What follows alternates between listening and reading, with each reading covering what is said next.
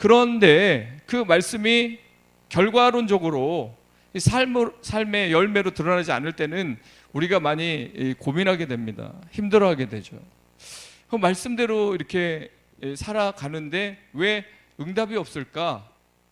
또 하나님은 왜 기적을 베풀어 주지 않을까 하면서 이 말씀이 맞는가 틀린가 고민도 하게 되는데, 결국 하나님은 이 말씀대로 살아가는 자들에게 반드시 복을 준다는 사실을 여러분 꼭 믿으시기 바랍니다. 자, 성령님의 음성에 귀 기울이며 그분의 사인을 놓치지 않았던 빌립, 그를 통해서 하나님이 또 다른 역사를 이끌어갑니다. 자, 우리가 여기서 또 하나 놓쳐서는 안 되는 게 이 빌립에게 있었던 사명이죠. 만약에 빌립이 성령 충만한데 이 사명은 그렇게 크게 갖고 있지 않는다, 말이 안 되는 겁니다. 성령 충만한 사람들, 지혜가 충만한 사람, 칭찬받는 사람은, 그리고 하나님께 뽑히는 사람은 대부분 그가 사역을 시작할 때 이 사명에 대한 자각이 있습니다. 왜 하나님이 나를 부르셨고, 왜 하나님 나를 고치셔서, 왜 죄인된 나를 구원해 주셔서 나를 이렇게 사명자로 세웠는가를 자각하는 거죠. 자, 그 사명이 자각되어질 때 그 빌립은 성령이 어디로 가라고 해도 갈 수 있는 것입니다. 여러분, 우리가 사명 충만해야 되거든요. 나를 보내신 이유, 내가 교회에서 직분을 받은 이유, 내가 살아가는 이유, 자, 이 사명을 통해서 다 자각되어지는 겁니다. 스위스의 사상가인 칼 힐턴은 내 인생 최고의 날은 사명을 자각한 날이라고 했습니다. 우리의 사명은 존재의 목적이 되고 살아가는 이유가 됩니다. 그리고 평생의 과업이며 삶의 에너지입니다. 하나님이 크신 계획 안에 주어진 나만의 사명을 찾아 감당함으로 우리는 이 땅에서 하나님 나라를 일구어 가며 하나님의 역사에 동참할 수 있는 것입니다. 톨스토이도 이와 비슷한 얘기를 했습니다. 인생의 목적이 자기 안일과 행복을 위해 살아간다면 모든 것이 무의미하게 되지만 하나님의 목적을 위해 일하면 영원한 희열을 느낄 것이다. 여러분이 지금 열심히 일하고 또 하루하루를 이 찜통 더위에도 버텨가면서 살아가는 이유가 먼저 그 나라를 구하는 하나님의 영광을 위한 사명의 길이라면 여러분이 희열을 느낄 수 있어요. 그러나 그렇지 않고 내가 먹고 살기 위해서, 내가 뒤처지지 않기 위해서 자급자족이 너무 필요해서 그냥 그렇게 아침부터 일어나서 열심히 뛰고 일하고, 자, 그런 삶이라면, 자, 우리에게 진정한 사명에 대한 목적 없는 삶이 주어집니다. 자, 빌립에게 목적 있는 인생은 성령에 이끌려 하나님의 일을 하는 것입니다. 마찬가지로 우리의 인생의 목적은 아까 말했듯이 먹든지 마시든지 무엇을 하든지 하나님의 영광을 위한 것입니다. 만약에 빌립에게 사명이 투철하지 않았다면 사마리아에서 열심히 사역하고 있고, 사마리아에서 정말 무슨 어장처럼 많은 사람들이 모여있는 곳에서 복음만 전하면 사람들이 막 돌아오고 수없이 많은 영혼들이 주께 돌아오는 이런 효과적인 전도가 이루어지는 이 사마리아에서 갑자기 성령이 가사로 내려가라고 하면, 예루살렘에서 가사까지가 70km예요. 근데 예루살렘에서 사마리아까지도 많은 거리거든요. 그러면 뭐 100km가 넘을 수 있어요. 사마리아에서 예루살렘으로 내려와야 되고 또 예루살렘에서 가사까지 또 내려가야 되는 긴 장정의 시간, 마치 동방 박사들이 몇천 킬로를 예수 그리스도를 만나기 위해서 산을 넘고 물을 건너서 그렇게 예수 그리스도를 찾아 나선 것처럼 이 빌립이 사명이 충만했기 때문에 그런 좋은 사역지에서 그 모든 걸 내려놓고 가라고 하는 곳으로, 그것도 광야로, 그리고 그 곳에 갔을 때 수없이 많은 무리가 모여서 빌립을 기다린 게 아니라 누구를 만날지 전혀 알지 못하는, 꼭 아브라함에게 가라 했을 때 갈 바를 알지 못하고 아브라함이 순종했죠. 어디를 가서 누구를 만나라 지정해 준 게 아니고 일단 떠나라 했을 때 아브라함이 순종한 것처럼 빌립은 그 사마리아의 그 놀라운 사역을 뒤로하고 그가 광야로 갔습니다. 어떤 분들 그런 분들 있더라고요. 지구촌 교회 그 큰 교회에서 담임하시는 그 목사님 한 분이 그 모든 걸 내려놓고 다시 선교지로 아프리카 케냐로 가는 모습을 봤습니다. 많은 사람들이 그곳에 서기를 원하고 정말 상위 0.01% 되는 그런 사람들이 하는 그 목회지를 뒤로 하고 케냐로 가는 모습을 우리는 보았습니다. 성령께 순종하는 사람, 목적이 성령을 통해서 주어지는 사람은 그 성령님이 하라고 하시는 그 길에서 순종하게 되는 것입니다. 오늘 본문에 두 주인공이 나옵니다. 빌립과 넷입니다. 자, 여기에서 나오는 넷이는 꼭 거세된 자로 볼 필요는 없습니다. 그는 아마도 느헤미야와 같은 환관이었을 것입니다. 그러니까 유대 출신이 디아스포라로 각 지역으로 흩어졌죠. 그 곳에서 페르시아에서 느헤미야가 이렇게 입신양명해서 그 높은 자리, 하나님의 인도를 따라 높은 자리에 있었습니다. 마찬가지로 여기서 나온 넷이도 유대인으로서 에디오피아에 가서 성실하게 하는 가운데 하나님이 그를 세워준 사람이라고 학자들은 보는 견해가 있습니다. 또한 이방인이었는데 유대교로 개종해서 이 예루살렘에 예배하러 왔다가 간 사람이라고 보기도 합니다. 일단 이 사람은 에디오피아의 재무장관인 거죠. 여러분, 에디오피아 하면 생각나죠. 스바 여왕이 솔로몬에게 갔었잖아요. 그때 솔로몬을 통해서 그 화려한 왕궁과 성전만 보고 간 게 아니라 수없이 많은 지혜를 얻었는데 그때 하나님에게 감탄했습니다. 스바 여왕이. 그래서 아마도 그 유대교 그 말씀을 가져갔을 것 같아요. 그게 이제 쭉 내려오면서 이제 아프리카에도 이미 하나님을 아는 자들이 있었고, 이제 진정 성령 강림을 통해서 그때도 모여왔던 수많은 나라 사람들 중에서도 분명 에디오피아 사람이 있었을 거예요. 그래서 그 신앙의 줄기 계속 내려오면서 그곳에 이런 재무장관의 높은 고위 관직에 있는 사람이 하나님을 믿고 있었다는 것입니다. 그래서 그 마차를 타고 수행원들과 함께 그 먼 거리를 아프리카 구스 사람이죠. 흑인이라고 해도 과언이 아닙니다. 흑인이죠. 그런 사람이 유대에 가서 예배를 드리고 가는데 두루마리 성경책이 그 당시에는 있었습니다. 그가 그래서 마차를 타고 가면서 얼마나 사모했으면 이제 그 성경을 읽는데 이사야 53장을 읽고 있는 도중이었던 거예요. 그는 정말 하나님을 사모해서 에디오피아에서 예루살렘까지 예배하러 왔죠. 그리고 돌아가는 길에도 그 시간이 너무 아까운 거예요. 그 시간이 너무 소중한 거예요. 그래서 여러분, 덜컹덜컹하는 비포장 도로를 마차가 달리면 어떠겠어요? 멀미하지 않겠어요?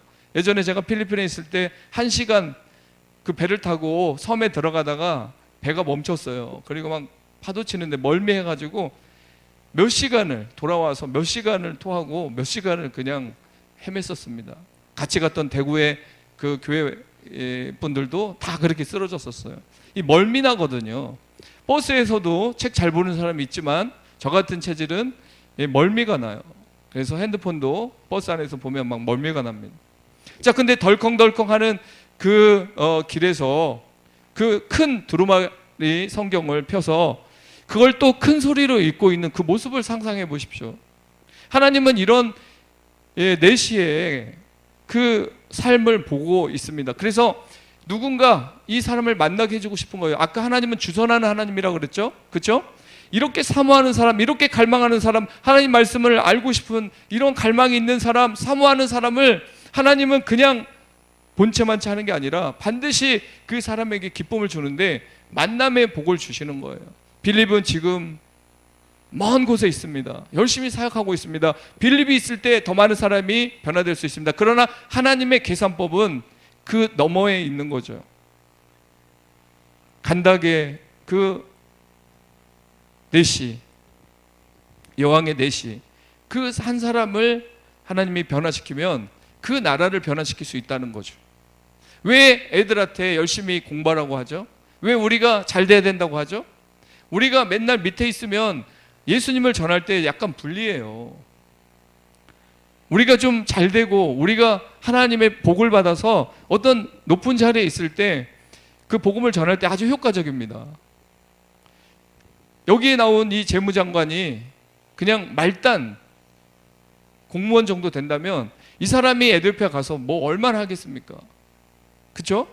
근데 하나님은 이제 성령이 임하셨기 때문에 유대와 사마리아와 땅끝까지 그리스도의 복음이 전파돼서 하나님 나라가, 제사장 나라가 새롭게 전개될 텐데, 바로 이제 사마리아를 통해서 이제는 아프리카를 향한 계획을 가지고 빌립을 보내서 그 가사 지역에서 수단으로 가고 있는 그 마차 앞에서 빌립과 내시가 만나게 되는 겁니다. 이 확률은 거의 로또 맞을 확률보다 안 될 수도 있어요. 왜냐, 그 먼 거리에 있는 사람이 막 가서 누군가를 만난다는 거, 지나가다 그 광야에서 누군가를 만난다는 거, 정말 이게 확률상 어려운 겁니다. 근데 하나님의 주선 속에서, 하나님의 선한 손길 속에서 빌립이 믿음으로 순종하고 다 내려놓고 순종하고 와서 결국 그 광야에 보니까 마차가 지나가는데 그 가운데서도 내시가 성경을 펴서 읽고 있는 그 모습을 보게 됩니다. 그때 성령께서 빌립에게 말합니다. 가까이 가라.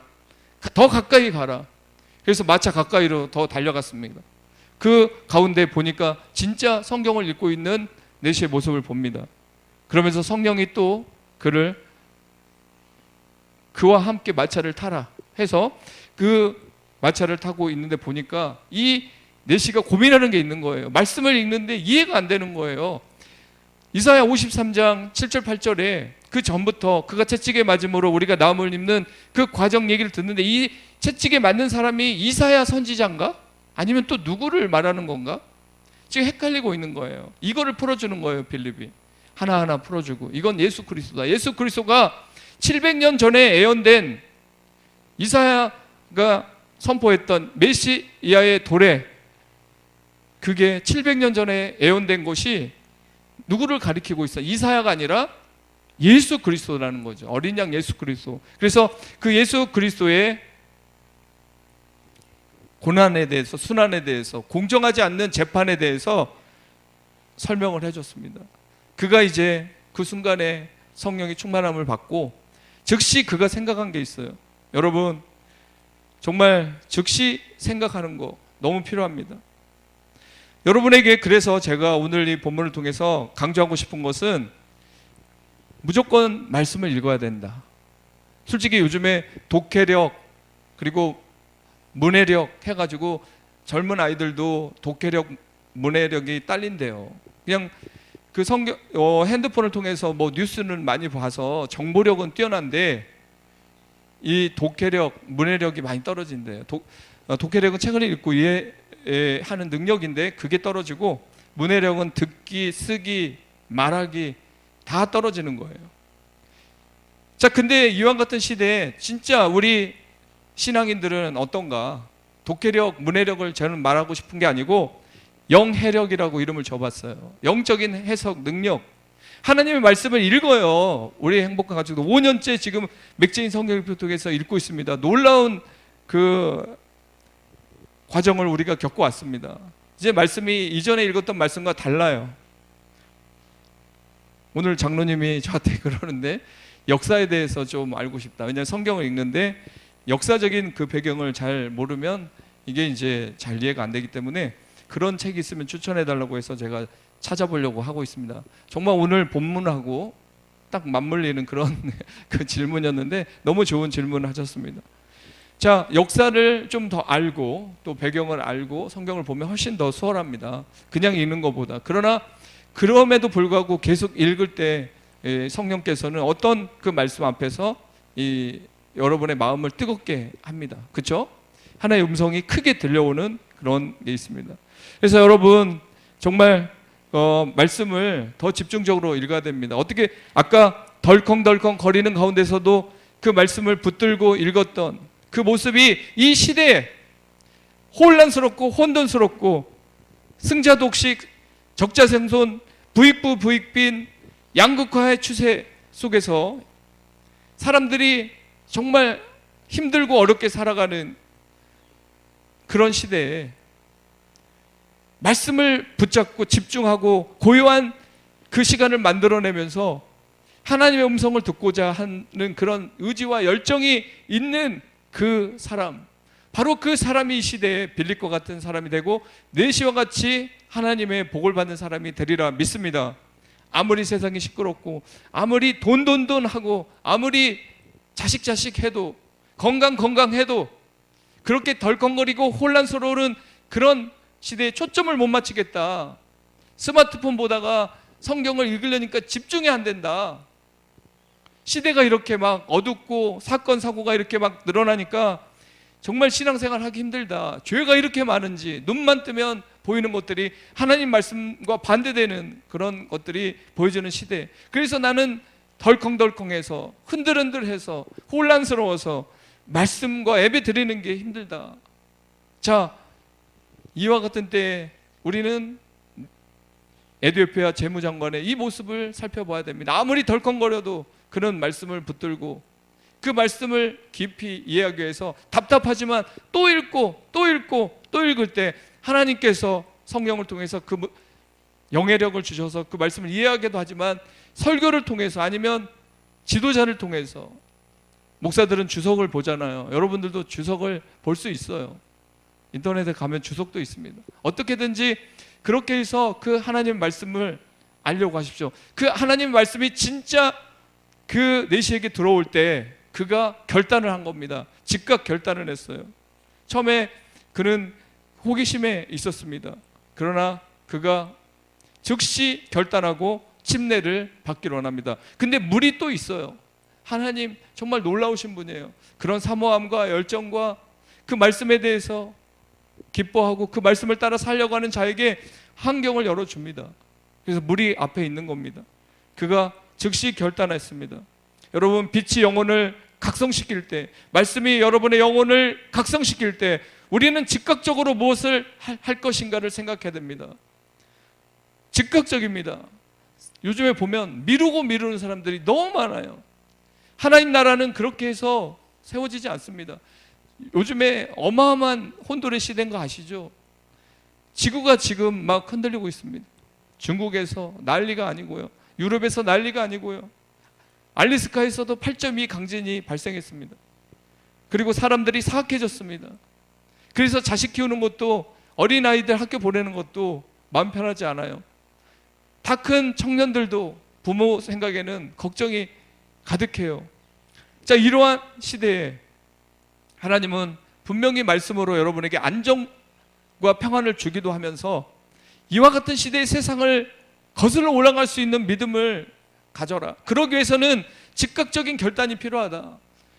막 빼는 사람들이 있어요. 뭐 핑계대죠. 뭐 성경에 나오잖아요. 피리를 불었는데, 피리를 불고 잔치 초대했는데 나는 밭에 가야 된다. 엊그제 소 샀는데 일해야지. 난 결혼해서 지금 내가 가정을 지켜야 되는데 그 잔치, 천국 잔치에 내가 갈 시간이 없다.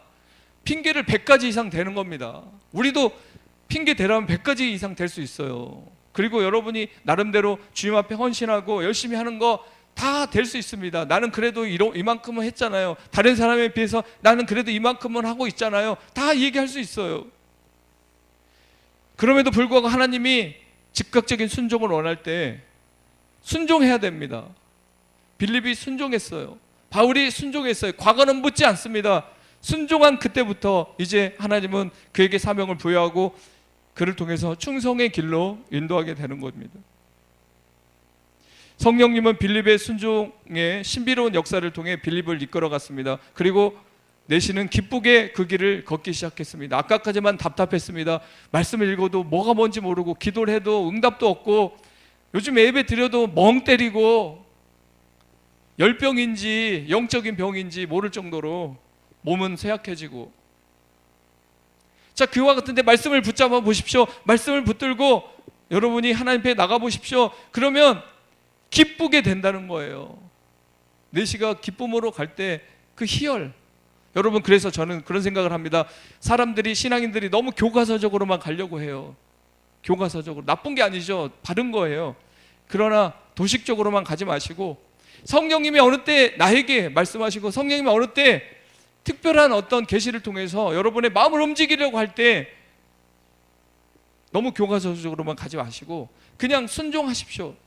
성령님이 갑자기 여러분들의 마음에 뭔가를 결단을 요구하고 여러분의 길을 제시해서 조명해서 이끌어갈 때는 스릴 있게 여러분들이 반응하시면 됩니다. 그렇습니다. 성령님은 오늘도 말씀을 통해 삶의 길을 열어가는 여러분을 찾아오십니다. 다시 한번 우리가 더 사모해야 되겠습니다. 말씀을 붙들어야 되겠습니다. 그렇게 될 때 빌립과 같은 준비된 자를 붙여주고요. 배우자도 마찬가지예요. 내가 그만큼 하나님을 사모할 때, 먼저 하나님을 바라볼 때 좋은 사람을 붙여주게 돼 있어요. 그 사명의 동반자를 붙여주게 돼 있어요. 근데 내가 먼저 뭔가 누군가를 찾으려고 하고 내가 먼저 그런 데이터를 가지고 주위를 두리번 거리는 사람들, 별로 하나님이 역사 안 합니다. 마찬가지 여러분의 삶에도 말씀을 붙들고 또 성령 충만하고 지혜 충만하고 순종하는 삶을 추구할 때 하나님은 자식들에게도 뭘 붙여줘요. 제가 며칠 전에 들었던, 제가 자주 만나는 신월칠동의 세희만교회 목사님 얘기를 들었는데, 그 두 딸이 있는데 학원을 못 보냈다 이런 거예요. 학원을. 얼마나 부모들은 자식이 학원 못 가면 가슴 찢어집니다. 정말. 근데 어쩔 수 없잖아요. 개척교회로 쭉 이렇게 이어오니까. 근데 신기하게 하나님이 학원 원장을 만나게 해줘서 못했던 공부가 상위권으로 올라가면서 한동대에 들어간 거예요. 한동대 진짜 좋은 대학인지 아시죠? 그러니까 중간 정도 실력 공부하면 할 수 있는 애를 학원을 못 보내니까 중간에서 그냥 맴돌고. 근데 하나님이 그 목사님과 사모님의 헌신, 삶을 아시기 때문에 자녀들만큼은 그런 사람을 만나게 해줘가지고 그런 좋은 대학에 들어가게 하시고 미래도 책임져 주시는 겁니다. 여러분, 정말 하나님은 환경 바라보고, 하나님 저에게 조건이 너무 불리합니다. 다른 사람에 비해서 결혼할 때 뭐 월세부터 시작했는데 제가 어떻게 다른 사람을 따라가겠습니까? 다른 아이들은 유치원 때부터 뭐 선행학습 해갖고 서울대 갈 준비가 다 된 애들인데 어떻게 걔들을 따라갑니까? 우리 애들이 희망이 없습니다. 그냥 먹고 살만 해도 저는 다행입니다. 이런 사람들 참 많아요.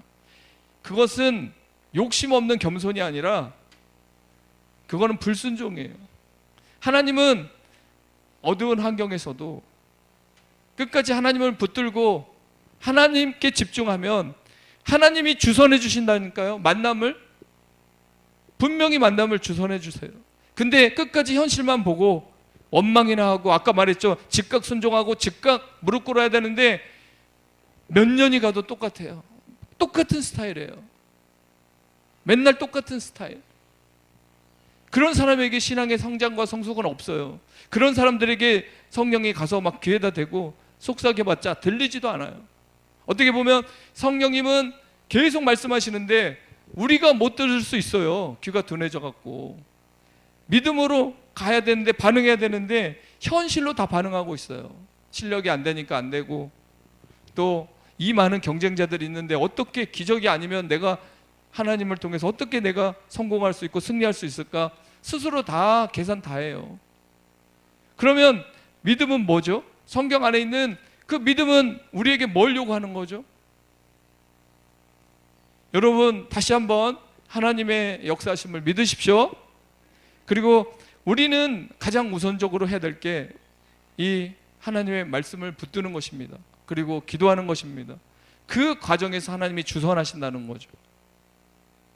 제가 요즘에 예전에 중매 5분까지 했죠. 조병문 지사님, 조민석 지사님까지 해서 5분인데 한 번도 지금 못하고 있어요. 주선이 안 돼요. 요즘에는 또 거기에 관심도 하나님 안 주시는 것 같은데, 그런 사람들 눈에도 누가 이렇게 보여지면 바로 이렇게 연결을 하려고 합니다. 그렇기 때문에 우리는 아까 빌립이 하나님 앞에 쓰임받기 전에 이미 칭찬받고 평판 좋은 사람이었고 지혜롭고 성령으로 충만한 사람이었어요. 그러니 성령님이 쓰시기 너무 좋죠. 만약에 다른 사람 놓고 사마리아에서 열심히 하고 있는데 저기 밑으로 가라, 서울에서 열심히 목회하고 있는데 저기 해남 땅끝으로 가라, 섬으로 가서 목회하라, 한 명도 순종 안 할 겁니다. 그리고 잘못 들은 거라 그러고 그런 일은 없는 거라고 할 겁니다. 그러나 성경에는 빌립 같은 사람은 그 순종을 통해서 에디오피아에 어마어마한 하나님 나라의 부흥이 일어났다는 사실을 여러분 꼭 기억하십시오. 그렇습니다. 오늘 이 말씀이 여러분을 기쁘게 했으면 좋겠습니다. 이 내시가 답답했던 내시가 기쁨으로 돌아간 것처럼, 또 기쁨으로 돌아가서 가만히 있었겠습니까? 복음을 전했겠죠. 그래서 지금도 그 아프리카에는 그 복음을 접한 나라들이 참 많습니다. 영어권도 있지만 또 예수 그리스도를 영접한 나라가 참 많아요. 다 이와 같은 그 순종하는 사람들을 통해서 하나님 나라는 세워져 간다. 우리 행복한 교회도 마찬가지로 이 비대면 상황에서도 나와서 영상팀에서 수고해주는 사람이 있고 반주해주는 사람이 있고 또 참여해서 함께 이렇게 기도하고 교회를 사랑하는 분들이 있기 때문에 그분들의 순종을 통해서 교회의 명맥은 계속 이어질 줄 믿습니다.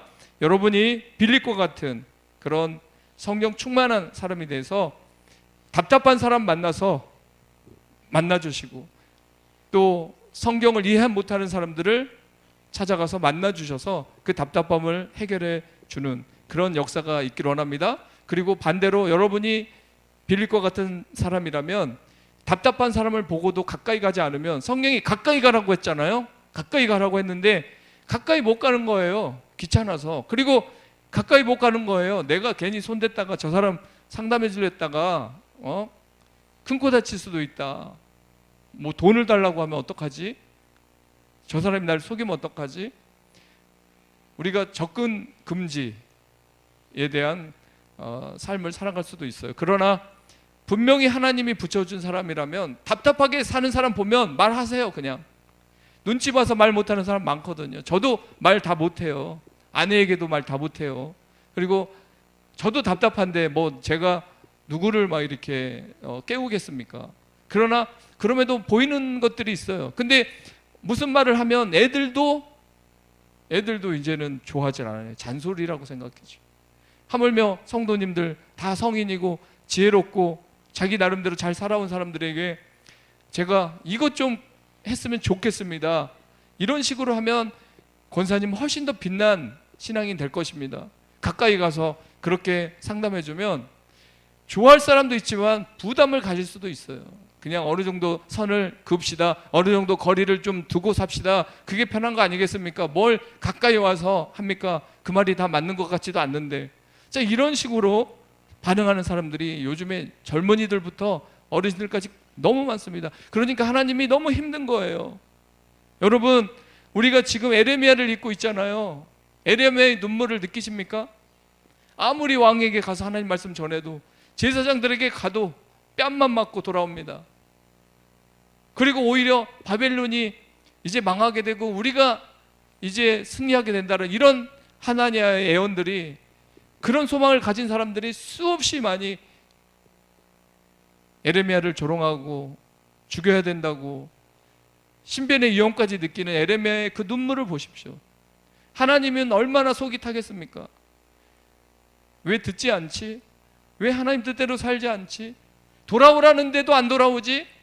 회개하면 다 살려준다는데, 회개하면 다 왕부터 안 끌려간다는데 왜 회개할 줄도 모르지? 왜 회개를 못하지? 왜 그렇게 하나님 앞에 밋밋하게 살면서 믿음 뜨거운 삶 살게 해달라고 기도도 안 하지?